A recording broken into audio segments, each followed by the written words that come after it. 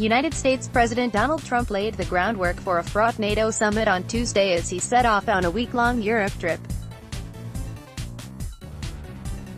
The U.S. president took to lambasting allies on social media and claiming his meeting with Russian President Vladimir Putin would be the easiest leg of the diplomatic tour.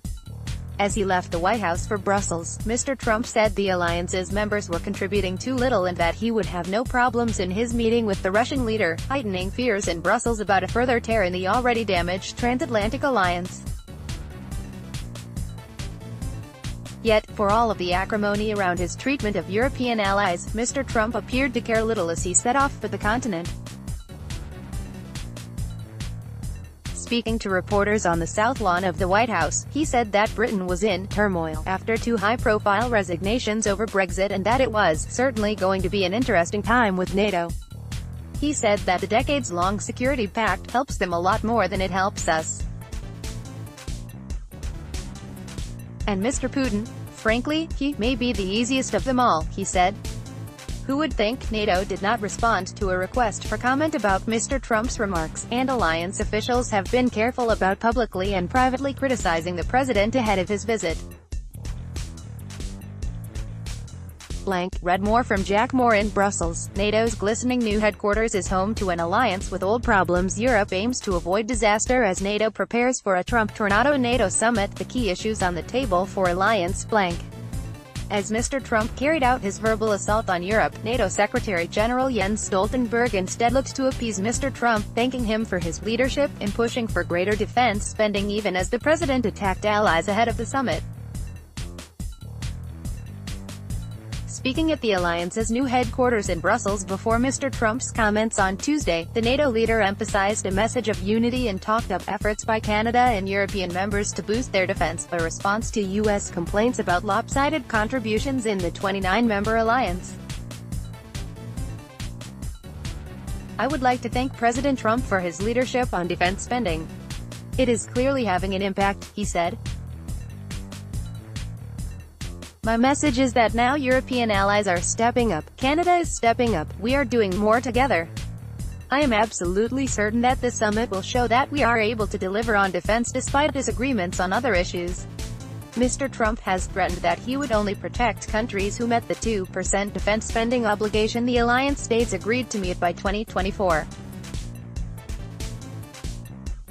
Looking for signs that the president remained committed to the alliance, Mr. Stoltenberg pointed to a rise in the U.S. presence in Europe as well as a spending increase of 40% on defense in Europe since the U.S. president's inauguration.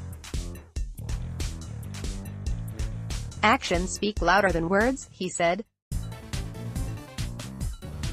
But Mr. Trump, who will arrive in the Belgian capital on Tuesday, pinged off a series of combative tweets taking aim at European spending.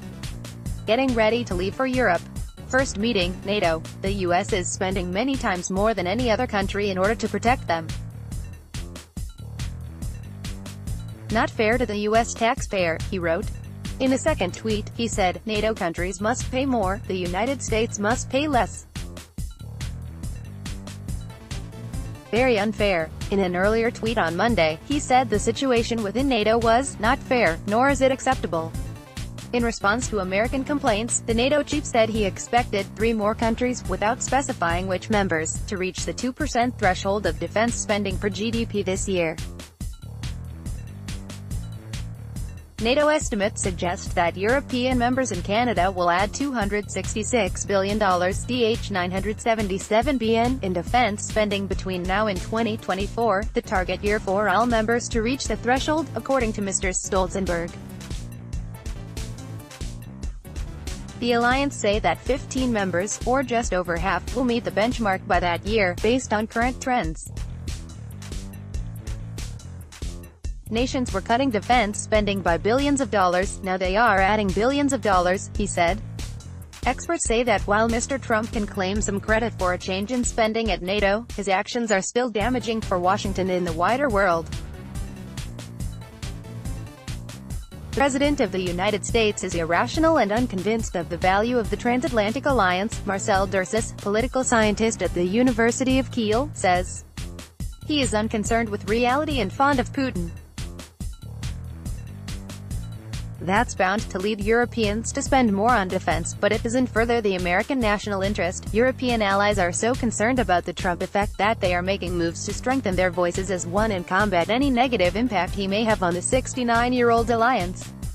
Several European governments have concluded that they would have to build a European caucus inside NATO, said Joseph Jennings, head of the Berlin office at the European Council on Foreign Relations. Europe needs more of a single voice within the alliance. After the summit, Mr. Trump will travel to Britain for a state visit, but, more concerning for Brussels, he will host his first one-on-one summit with Mr. Putin in Helsinki on July 16. The Brussels elite fears that he will embrace Mr. Putin, despite the Russian annexation of Crimea and incursions into Ukraine. The Russian leader denies meddling in the U.S. presidential election and other European votes. Mr. Trump's campaign team remains under investigation for possible collusion with Moscow to secure his victory over Hillary Clinton in the 2016 U.S. presidential election. At an earlier press conference with Mr. Stoltenberg on Tuesday, European Council President Donald Tusk, a longtime critic of the president, sent a warning to Mr. Trump that is likely to have been ill-received in Washington. "It is always worth knowing who is your strategic friend and who is your strategic problem," he said, in comments that appeared to allude to Russia.